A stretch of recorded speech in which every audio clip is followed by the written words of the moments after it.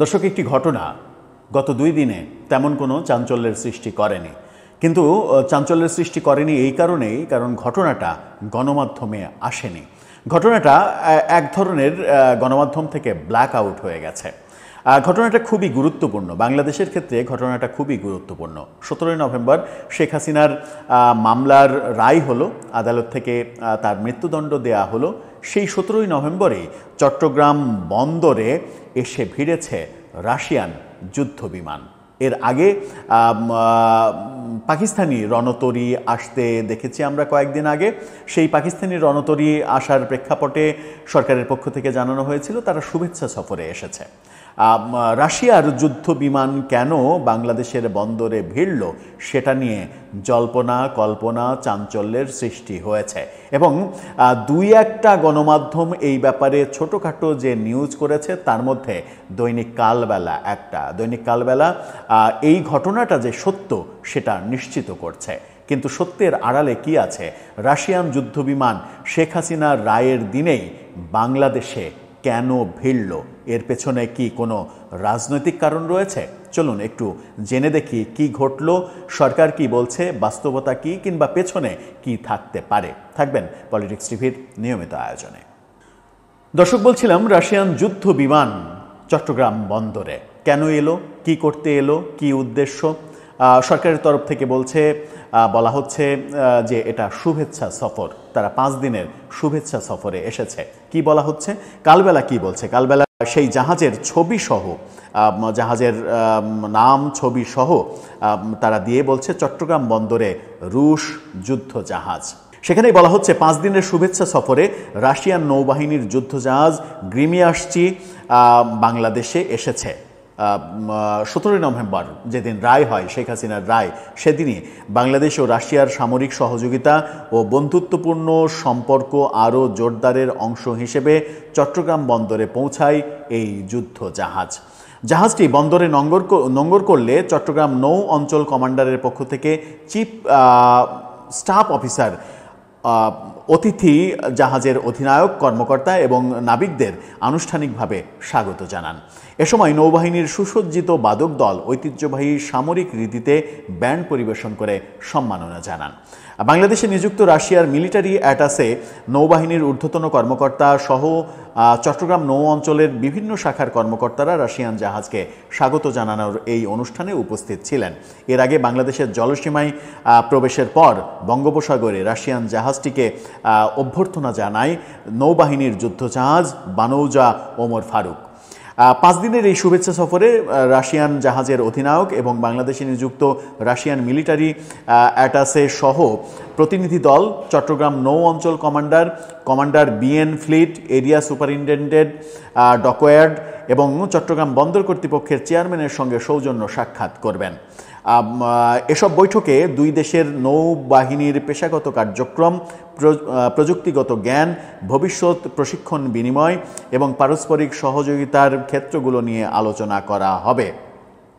সফরকালে এই প্রতিনিধি দল বিভিন্ন জায়গা পরিদর্শন করবে, এটাও বলা হচ্ছে।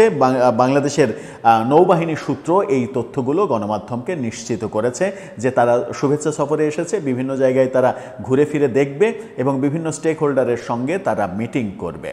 কিন্তু শুধুই কি তারা একটা বড় বিশাল যুদ্ধ জাহাজ নিয়ে বাংলাদেশে শুভেচ্ছা সফরে এসেছেন?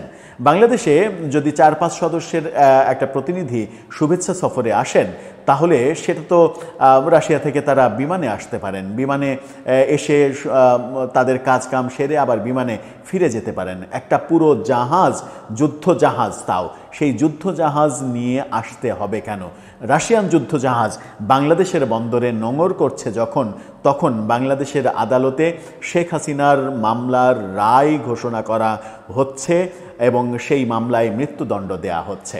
দর্শক, আপনাদের খেয়াল আছে নিশ্চয়ই, বেশ কয়েকদিন আগে, এই মুহূর্তে ঠিক তারিখটা মনে পড়ছে না, এটা নিয়ে আমরা একাধিকবার আলোচনা করেছি, রাশিয়ান রাষ্ট্রীয় টেলিভিশন RT, সেখানে আওয়ামী লীগ নেতা সাবেক মন্ত্রী মহিবুল হাসান চৌধুরী তিনি সাক্ষাৎকার দিয়েছেন। রাশিয়ান রাষ্ট্রীয় টেলিভিশনে আওয়ামী লীগ নেতা সাবেক মন্ত্রী তিনি সাক্ষাৎকার দিয়েছেন। ব্যাপারটাকে যদি আপনি ছোট কোনো ঘটনা হিসেবে দেখেন তাহলে আমার মনে হয় যে মারাত্মক ভুল হবে। রাশিয়ার যে কোনো বেসরকারি টেলিভিশন চ্যানেলে যদি সাক্ষাৎকারটা হতো তাহলে ব্যাপার হতো যে এটা ব্যক্তিগত কমিউনিকেশন কিংবা অন্য কোনো ব্যাপারে হয়েছে, কিন্তু রাষ্ট্রীয় টেলিভিশন, রাষ্ট্র নিয়ন্ত্রিত, যেমন বিটিভি, যদি বিটিভিতে বিদেশি কারো সাক্ষাৎকার, বিদেশি কোনো রাজনীতিবিদের সাক্ষাৎকার গ্রহণ করতে হয়, নিশ্চিত করেই তা সেই ক্ষেত্রে সরকারের অনুমোদন প্রয়োজন হয়। সরকারের গ্রিন সিগন্যাল ছাড়া সেটা সম্ভব নয়। এবং রাশিয়ান রাষ্ট্রীয় টেলিভিশনে যে কাণ্ডটা ঘটেছে সেটাও রাশিয়ার সরকারের মানে জ্ঞাতার্থেই, মানে জ্ঞাতসারেই যে হয়েছে এবং তাদের গ্রিন সিগন্যালেই যে হয়েছে সেটা বলা যায়। সেখানে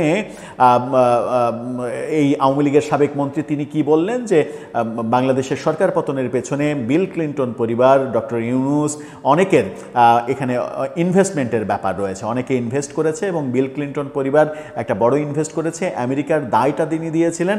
এবং তিনি এটাও বলেছিলেন যে জাতিসংঘে রাশিয়ার বিপক্ষে যেন বাংলাদেশ ভোট দেয় সেই কারণে আমেরিকা বাংলাদেশের ওপরে চাপ সৃষ্টি করেছিল এবং যখন বাংলাদেশ সেই ভোটদান থেকে বিরত থাকে, পক্ষে বিপক্ষে কোনো দিকেই ভোট দেয়নি, তখনও মানে চরমভাবে গোস্বা হয়েছিল আমেরিকা। অর্থাৎ রাশিয়ার বিপক্ষে যাওয়ার জন্য বাংলাদেশকে আমেরিকা বারবার চাপ দেওয়া সত্ত্বেও বাংলাদেশ রাশিয়ার বিপক্ষে যায়নি।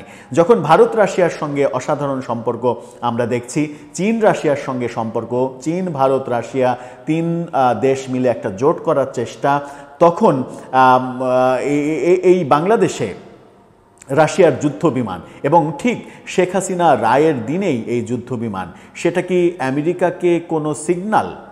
সেটা কি বাংলাদেশ সরকারকে কোনো সিগন্যাল? এর পেছনে আদতে কি থাকতে পারে, কি রহস্য থাকতে পারে? একটা যুদ্ধ বিমান আসলো, যদিও এর আগে আমরা পাকিস্তানি মানে যুদ্ধ জাহাজের কথা বলছি, পাকিস্তানি জাহাজও বাংলাদেশের নঙ্গরে এসেছিল।